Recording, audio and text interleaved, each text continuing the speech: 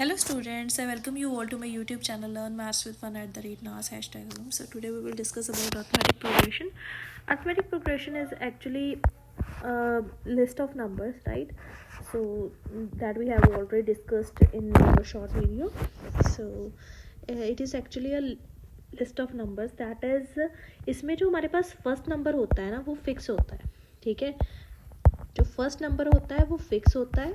बाकी जो नंबर्स होते हैं वो एक कॉमन नंबर ऐड करने पे हमारे पास नेक्स्ट नंबर में एक कॉमन नंबर ऐड करने पे हमारे पास नेक्स्ट नंबर ऑब्टेन हो जाता है, राइट. जैसे कि आप देख सकते हो कि मेरे पास जो फर्स्ट नंबर था that is fixed, this one is fixed, but next number कैसे ऑब्टेन हो रहा है जब मैं 2 ऐड कर रही हूँ. 1 + 2 दैट इज 3. 3 में मैं 2 ऐड कर रही हूँ, मेरे पास 5 बन रहा है. 5 में मैं 2 ऐड कर रही हूँ, मेरे पास 7 बन रहा है. ऐसे ही सो ऑन अप टू. तो जो हमारे पास ये फिक्स नंबर होता है डी, ठीक है, जो इस केस में हमारे पास डी क्या है 2 है. जो ये फिक्स नंबर है इसे हम बोलते हैं कॉमन डिफरेंस. क्या बोलते हैं इसे हम? Common difference. ओके, तो जनरली हमारे पास जो एपी होती है वो किस फॉर्म में होती है? ए + 2d. आप देख सकते हो ऊपर हमारे पास एपी इसी तरह से ऑब्टेन हो रही है. So on up to, right. तो ये हो गया हमारा एपी. अब अगर मैं बोलूँ कि मैंने चेक करना है कि क्या मेरे पास कोई जो सीक्वेंस ऐसे दिया हुआ है दैट इज़ एक्चुअली एपी और नॉट. ठीक है, मुझे लिस्ट ऑफ नंबर्स दे दिए. अब मैंने चेक करना है, जैसे मुझे लिस्ट ऑफ नंबर्स दे दिए, अब उन्होंने बोला कि क्या ये हमारे पास एपी है या नहीं. तो it is AP when the difference is same. तो उसको चेक करने का मेथड क्या है? एपी अगर ये है तो इनका जो डिफरेंस होगा ना वो मेरे पास सेम होगा. मतलब बड़ी वाली टर्म में से अगर मैं छोटी वाली term that is A2 - A1 करूँगी तो मेरे पास सेम आएगा. अगर मैं A3 - A2 करूँगी तो वो भी मेरे पास आंसर सेम आएगा. तो अगर ये रिजल्ट मेरे पास सेम आ रहा है तो that means it is AP. ठीक है, अब जैसे मैंने यहाँ पे लिख दिया कि A, ठीक है, A हमारे पास होती है फर्स्ट टर्म, राइट. ए को हम बोलते हैं अपनी फर्स्ट टर्म. तो इसमें हम जनरली जब एक्सप्रेशन भी यहाँ पे लिखते हैं ना तो ए हमारे पास क्या होती है? फर्स्ट टर्म होती है. ओके, डी तो आपको पता चली गया. D is our common difference.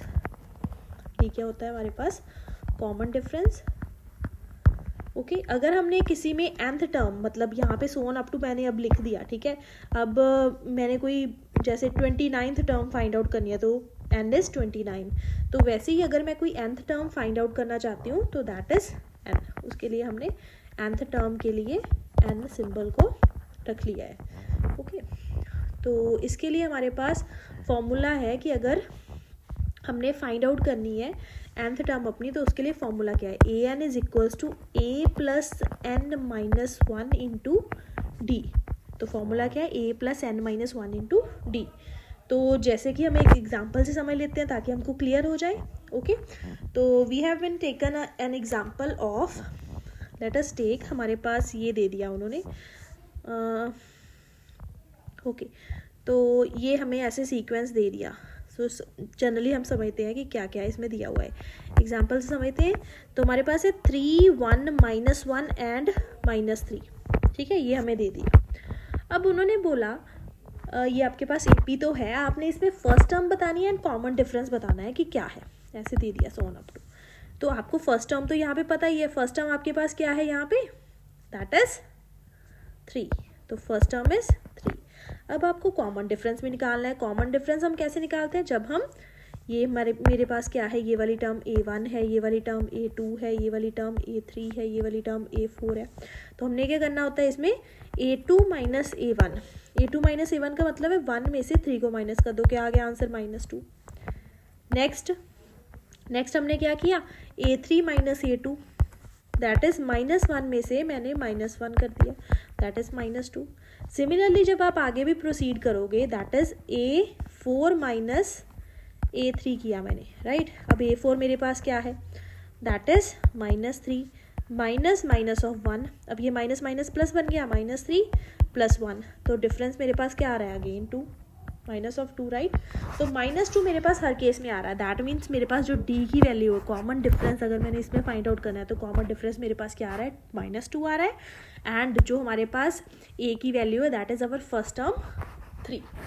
Okay, I hope you will understand this, right. Very easy type of question.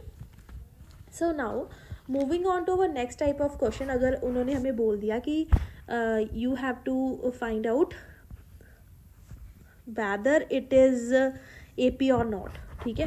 अगर आपको ऐसे कोई एग्जांपल दे दी, ऐसे उन्होंने क्वेश्चन पुट किया कि you have been given this, right, ये आपको ऐसे दे दी term so on up to, तो उन्होंने ऐसे सो ऑन अप टू करके टर्म्स दे दी, तो उन्होंने बोला आपको कि जैसे हमारे पास A1 है, A2 है, A3 है, so on up to A4 ऐसे दे दी टर्म्स, राइट.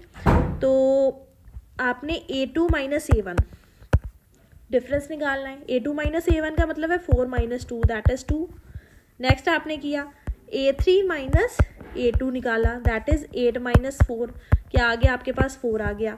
फिर नेक्स्ट आपने A4 माइनस A3 किया, तो आपके पास कितना आ रहा है 16 माइनस 8, ये 8 आ रहा है. अब आप देख सकते हो कि कहीं भी आपके पास डिफरेंस तो सेम है ही नहीं, आप यहाँ पे भी स्टॉप कर सकते थे, राइट.